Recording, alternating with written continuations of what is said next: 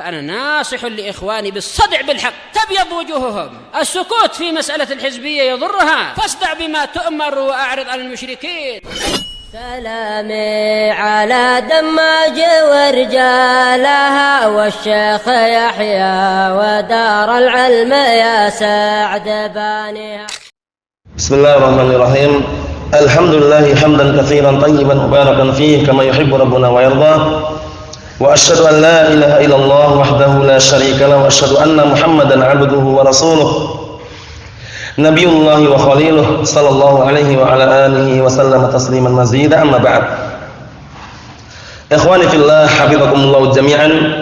Kita lanjutkan pembahasan kita yang berikutnya, halaman 49 dari kitab Al-Usul min Ilmi Al-Usul yang dikarang oleh Syekh Muhammad bin Shalih Al-Utsaimin rahmatullah alaih.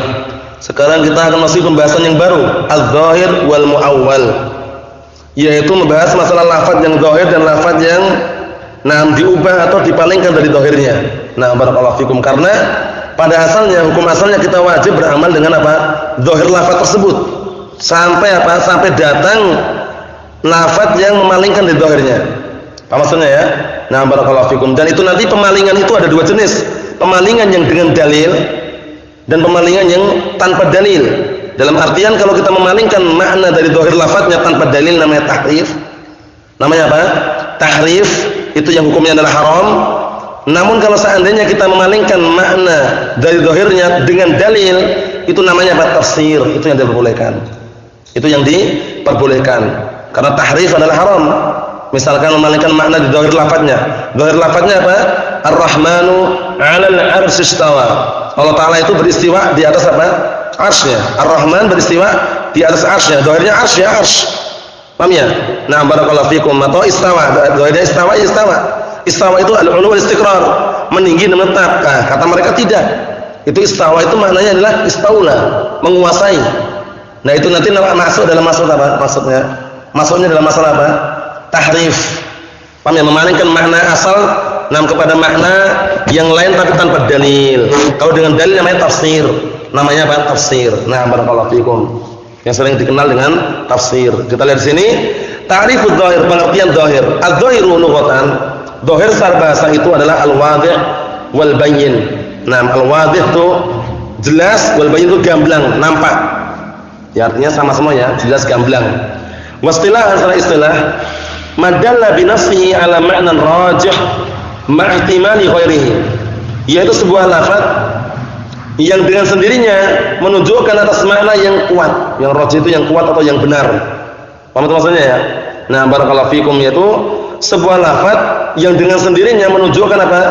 Menunjukkan atas makna yang rajih, yang kuat atau yang benar.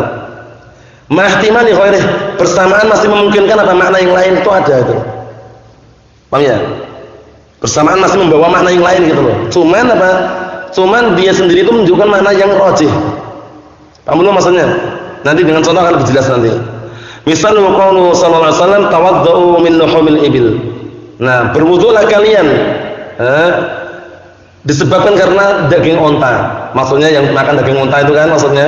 Sekarang berwudu ini maksudnya wudu yang mana ini?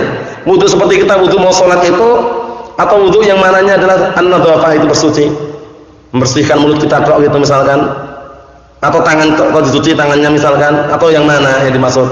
Nah, sekarang setelah dohirnya wudu kan wudu, membasuh anggota-anggota wudu itu yang setelah dohirnya. Nah, tapi masih memungkinkan makna yang lain gitu loh. Paham belum ini? Ini berarti maknanya adalah dohir. Lafaznya dohir seperti ini. Kata beliau, fa inna dhahira minal muradi bil wudu husnul a'dha'i al-arba'ah ala sifati syar'iyyati dunal wudu alladhi huwa an-nadhafah. Secara dohirnya kalau kita telusuri di sini, yang diinginkan adalah apa? Bil wudu, yang diinginkan dengan wudu di sini adalah husnul a'dha'i al-arba'ah, mencuci 4 anggota badan itu. Paham ya? Nah, barakallahu fikum.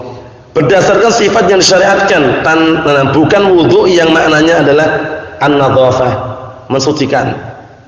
An-nadhafah maksudnya cuma bersuci atau misalnya membersihkan saja. Apa? Bukan nadhafah itu barakallahu fikum bersuci atau mensucikan itu aja. Bukan ya bersih-bersih misalnya. Bukan itu yang diinginkan, paham ya? Nah, tapi yang diinginkan adalah secara zahirnya adalah wudu seperti wudu kita itu. Mencuci 4 anggota badan. Paham ya maksudnya ya? Nah, barakallahu fikum itu seperti itu. Atau 4 anggota wudu yang sudah disebutkan dalam ayat itu. Apa itu di antaranya yang suci? Faghsilu wujuhakum, ya kan? Wa aydiyakum ilal marafiq wamsahu bi ru'usikum wa arjulakum. Tahu ya? Nah, barakallahu fikum seperti itu. Kemudian barakallahu fikum hafizakumullah. Kalau kita telusuri di sini, ini mana zahir. Jadi zahir itu secara makna itu sudah diketahui.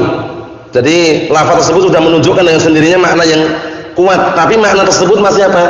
Atau lafaz tersebut masih apa? Membawa makna yang lain gitu loh. Nah, seperti itu. Seperti misalkan, nah barakallahu fikum hafizakumullah, idza du'iya ahadukum falyujib. Nah barakallahu fikum, apabila salah seorang di antara kalian diundang, nah maka hendaknya dia memenuhi panggilannya. Kemudian dalam hadis tersebut di akhirnya disebutkan apa? Kalau seandainya tidak mampu datang, maka falyusolli. Maka hendaknya yusolli dia. Yusolli itu maksudnya sholat atau doa, kan itu. Karena sholat itu memiliki 2 makna. Makna lughawi sama makna apa? Syar'i. Makna lughawi apa? Sholat, doa. Makna yang syar'i adalah apa? Adalah al-muftatahah bitakbir, al-mukhtatamah bitaslim, yaitu gerakan-gerakan yang diawali dengan takbir, takbiratul ihram, yang ditutup dengan apa? Salam. Nah, masih ada ihtimal itu kan? Tapi kita bawa makna yang zahir, lafadznya yang rajih, yang kuat. Itu maknanya apa? Doa. Kalau memang bisa hadir, doakan. Apa maksudnya itu ya? Nah, barakallahu fikum seperti itu. Jalan sini. Fa kharaja biqaulina, maka keluar dengan ucapan kalimat dalla bi nafsihi ala ma'nan. Nah, yaitu lafaz yang menunjukkan dengan sendirinya atas makna al-mujmal. Mujmal. Kenapa? Li'annahu la yadullu ala makna bi nafsihi. Kalau mujmal itu dia tidak akan menunjukkan makna, nah barakallahu fikum, dengan sendirinya. Dia akan menunjukkan makna dengan apa? Dengan yang lainnya. Paham itu maksudnya? Kalau ini dengan sendirinya sudah menunjukkan makna yang kuat, makna yang rajih, zahir. Paham ya? Karena kalau mujmal masih global kan? Masih global. Butuh apa? Butuh yang namanya apa kemarin? Mujmal. Mubayyan kan itu? Mubayyan. Nah, butuh sesuatu yang, nah barakallahu fikum, lafaz itu dijelaskan. Butuh namanya mubayyan yang menjelaskan. Mau insyaallah ya? Ayo na'am barakallahu fikum. Wa kharaja biqaulina rajih al-muawwal. Nah, karena al-muawwal ini menunjukkan bahwasanya dia memiliki makna yang kuat. Tapi maknanya ada yang marjuh, maknanya yang lemah. Li'annahu yadullu ala ma'nan, karena yang namanya lafaz muawwal itu adalah lafaz yang masih menunjukkan atas makna marjuh, makna yang lemah. Laulal qarinah, kalau seandainya tidak ada qarinah. Jadi misalkan ada lafaz zahir, kemudian kalau ada, nah barakallahu fikum, ada yang muawwal, itu pada asalnya muawwal itu menunjukkan makna juga, maknanya marjuh, makna yang lemah. Kecuali kalau ada qarinah, barulah nanti menjadi kuat. Karena menyelisih zahirnya itu loh. Menyelisih zahirnya. Tapi kalau menyelisih zahirnya tapi dengan dalil dan maknanya kuat, nanti masuk dalam tafsir. Paham ya? Misalkan dalam sebutkan dalam Al-Qur'an Karim mengenai apa? Mengenai, nah barakallahu fikum, Allah taala berfirman tuh, aw lamastumun nisa, ya kan? Aw lamastumun nisa itu zahirnya maknanya apa? Lamastum itu menyentuh, bersentuhan.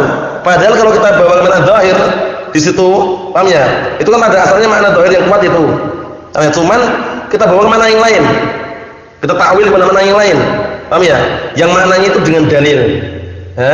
Yang dengan qarinah yang kuat, sehingga apa? Sehingga makna tersebut diperbolehkan.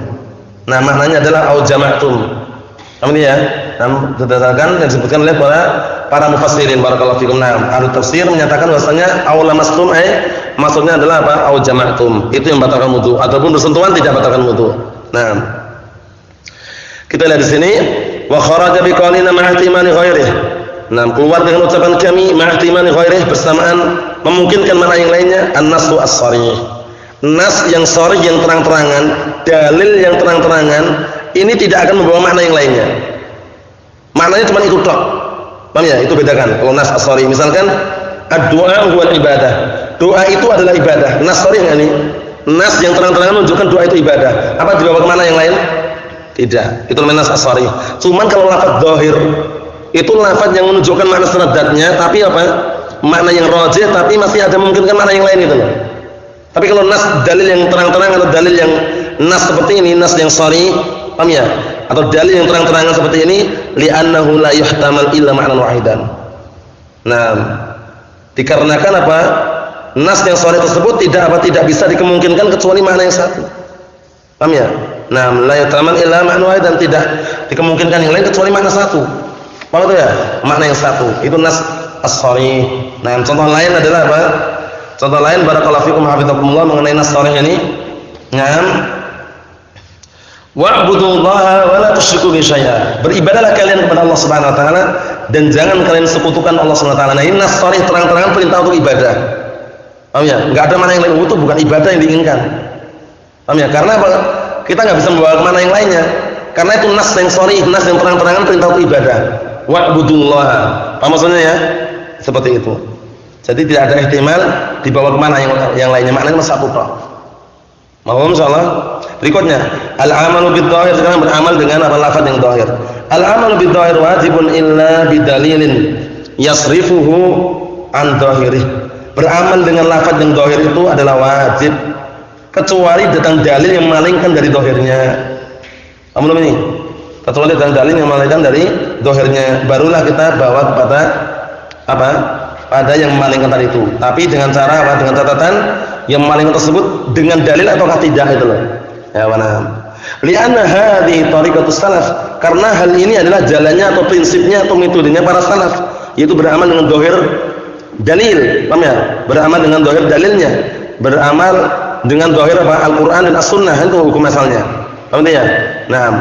Wa li'annahu ahwatu wa abra'u lidhimmah, karena beramal dengan lafaz yang masih dhahir ketika tidak ada faktor memalingkan dari dhahir tersebut, itu adalah ahwat, lebih bisa berhati-hati, wa abra, dan bisa lebih melepaskan dirinya di zimmah, dari tanggungan, atau lebih bisa berlepas diri terhadap tanggung jawab.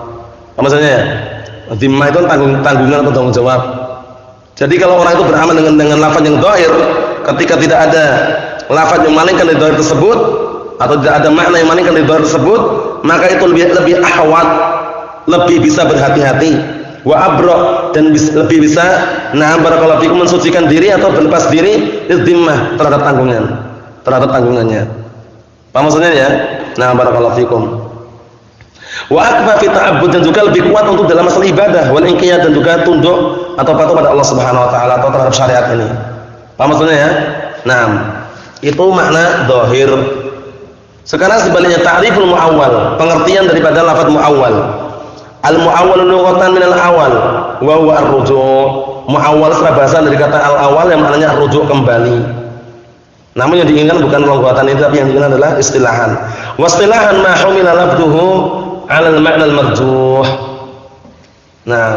Yaitu apa-apa yang dibawa lafadznya itu kepada makna yang lemah. Paham belum? Dibawa kepada makna yang lemah. Manakala apa? Manakala tidak ada dalil yang dipakai untuk apa? Untuk menguatkan barakallahu fikum ta'wil tersebut. Kita lihat sini. Fa kharaja bi qaulina 'ala al-ma'na al-marjuh an-nass wadh-dhahir. Keluar dengan ucapan kami, yang menunjukkan atas makna yang marjuh, makna yang lemah adalah an-nass. Karena an-nass tadi maknanya kuat sekali ya. An-nass sharih tadi tidak ada ihtimal yang lainnya. Kecuali apa? Makna wahidan, kecuali satu makna saja. Yang nas tadi. Nas itu adalah dalil yang nas itu loh.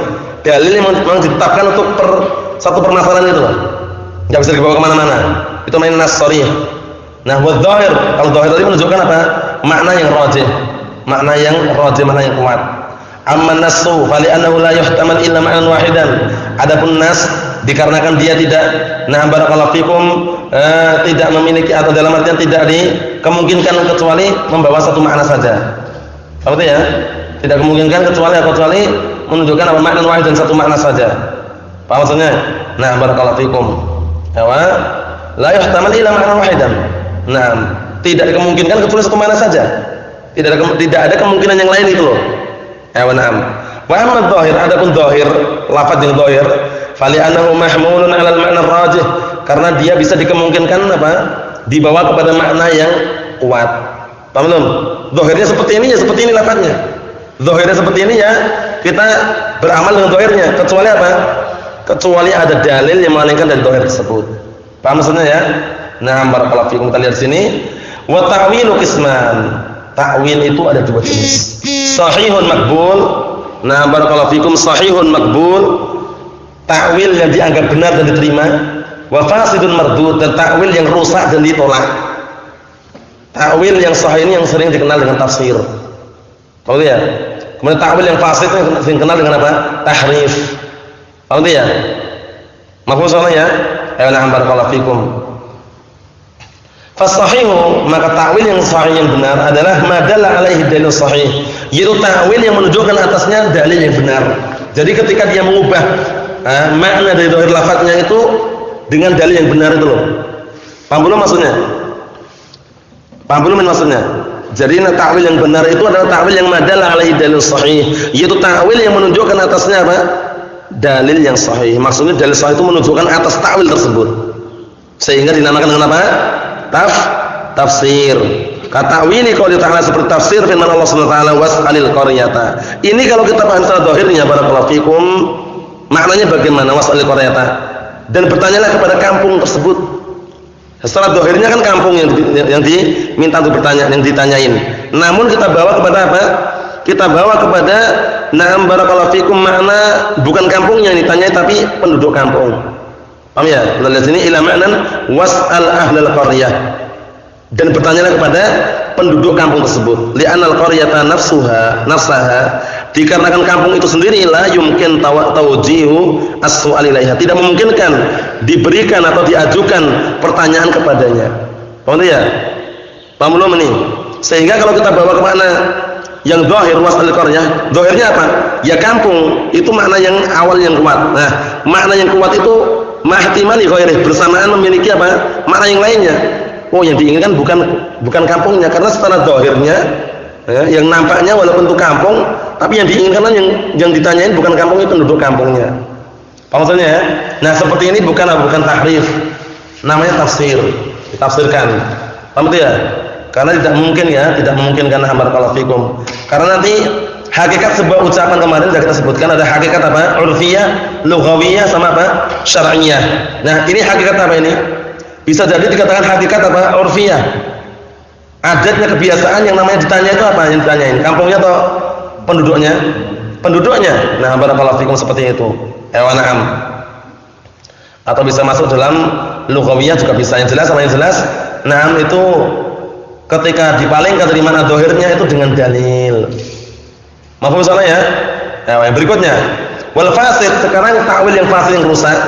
Ma laysa alaihi dalil sahih, yaitu sebuah takwil yang tidak memiliki dalil yang sahih. Ya, tidak memiliki dalil yang sahih yang menunjukkan atasnya. Paham ya? Maksudnya ada takwil yang tidak ada dalil sahih yang menunjukkan atas takwil tersebut. Ima dengan hawa nafsu atau dengan barakallahu fikum perkara-perkara yang tidak ada dalilnya. Kata'wili al-mu'attilah, seperti takwilnya al-mu'attilah. Takwil sini maksudnya apa? Tahrif.